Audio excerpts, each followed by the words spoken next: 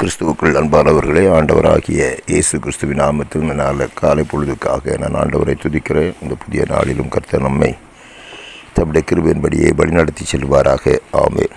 இந்த நாளுடைய தியானத்திற்காக எடுத்துக்கொள்ளப்பட்ட பகுதி 1 பேதுரு புஸ்தகம் 1வது அதிகாரம் 14வது 15வது 16வது வசனத்தை வாசிக்கிறேன். நீங்கள் முன்னே உங்கள் அறியாமையினாலே கொண்டிருந்த இச்சையின்படி நீ நடவாமல் கீழ்ப்படுகிற பிள்ளைகளாயிருந்து உங்களை அழைத்தோர் பரிசுத்தராயிருக்கிறது போல நீங்கள் உங்கள் நடக்கைகள் எல்லாவற்றிலையும் பரிசுத்தராயிருங்கள்.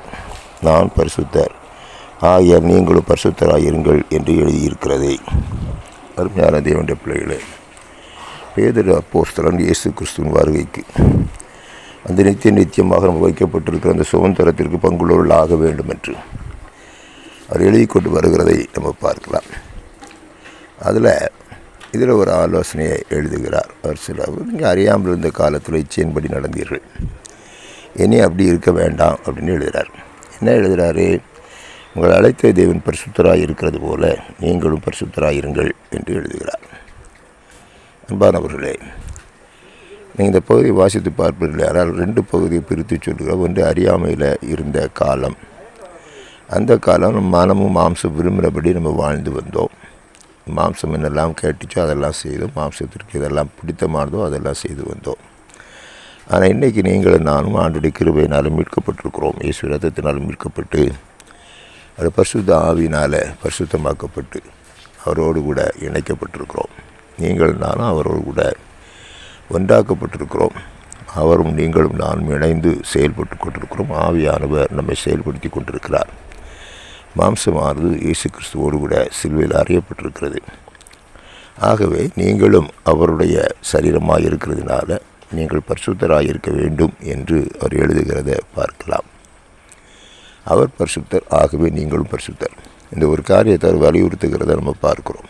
அன்பானவர்களே, யோவான் 15ஆம் அதிகாரத்தில் இயேசு கிறிஸ்து சொல்லுகிறார், நானே மெய்யான திராட்சை செடி, நீங்கள் கொடிகள். கொடிகள் என்று நிலைத்திருந்தால் மிகுந்த கனிகளை கொடுக்கும் என்று சொன்னார். ஒரு செடி என்ன செடி இருக்குதோ அந்த செடியினுடைய சாரம் தான் அந்த கொடியில் இருக்கும். அந்த கொடி அந்த கனிகளை கொடுக்கும். திராட்சை செடி திராட்சை கனியை கொடுக்கும். நல்ல திராட்சை செடி நல்ல திராட்சை கனியை கொடுக்கும் என்று பார்க்கிறோம். ஆகவே இயேசு கிறிஸ்து செடி, அவர் பரிசுத்தமாக இருக்கிறார். அது பரிசுத்தமாக இருக்கிறது. அந்த வேறு பரிசுத்தமாக இருக்கிறது. அதில் இருக்கக்கூடிய சாரம் பரிசுத்தமாக இருக்கிறது. அந்த கொடி ஆகவே பரிசுத்தமாகிய அந்த ஆவியின் கனியை கொடுக்கும் என்று சொல்லுகிறத நம்ம பார்க்கிறோம். ஆகவே அவரோடு இணைக்கப்பட்டிருக்கிற நீங்களும் நானும் பரிசுத்தத்தை கொடுக்க வேண்டும் என்பது ஆண்டவருடைய விருப்பமாக இருக்கிறது. ஏசாயா தீர்க்கதரிசி கேட்குறாரு. ஆண்டவர் சொல்கிறார், ஏசாயா தீர்க்கதரிசியை கொண்டு நான் நல்ல கொடியை தானே நாட்டினேன், அது ஏன் கசப்பான கனிகளை தந்தது என்று சொல்லுகிறார். அது வருத்தோடு கேட்குறத பார்க்கலாம். அதனால் கசப்பான கனிகளை அல்ல, நல்ல கனிகளை கொடுப்பதற்கென்று கர்த்தர் நம்மை அழைத்திருக்கிறார். நாம் பரிசுத்தமாக நடந்து கொள்வோம். பரிசுத்தம் என்ற கனியை கொடுப்போம். பரிசுத்தத்தினால் நிரப்பப்படுவோம். கர்த்தர் நம்மை ஒரு ராஜ்யத்துக்கு நேராக வழி நடத்துவார். ஆமேன், ஆமேன்.